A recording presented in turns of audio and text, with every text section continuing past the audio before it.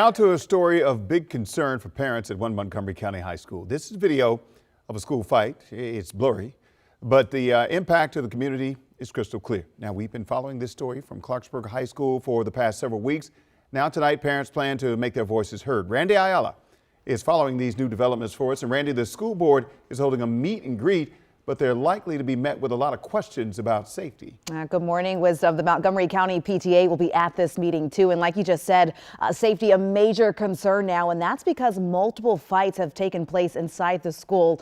And it's not just 2 or 3. We spoke to a staff member who said in a single school day, there were at least 6 fights happening. And according to Deb Waxman, who we spoke to when we first reported on this, she says consequences are not strict enough. So we took those concerns straight to MCPS. We were told school authorities rely on a 5-level code of conduct for discipline. It begins with counseling, writing apologies, and peer mediation before going to suspensions here. And that was to reduce the number of suspensions. Student suspensions for attacks, threats, and fighting in Montgomery County schools have risen since 2022, and that's according to discipline data compiled by the Maryland State Department of Education. But so has the overall suspension rate. So let's dig into it here. In the 2021-2022 school year, 1,951 kids were suspended, with 1,511 of the suspensions for attacks, threats, and fighting.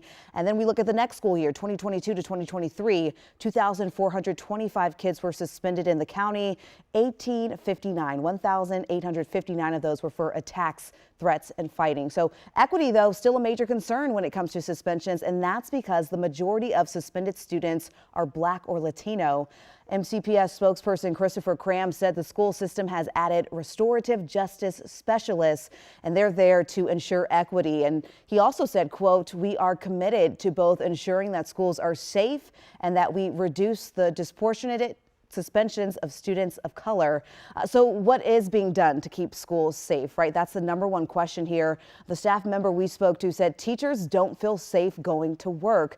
Now, tonight's meeting gives the community a chance to take their concerns straight to the school board as well as the Montgomery County PTA. It's taking place at 6 o'clock this evening inside the school's cafeteria. We've been following the story from the very beginning, and we'll continue to follow what comes out of tonight's meeting and how it impacts students and staff there. Wisdom.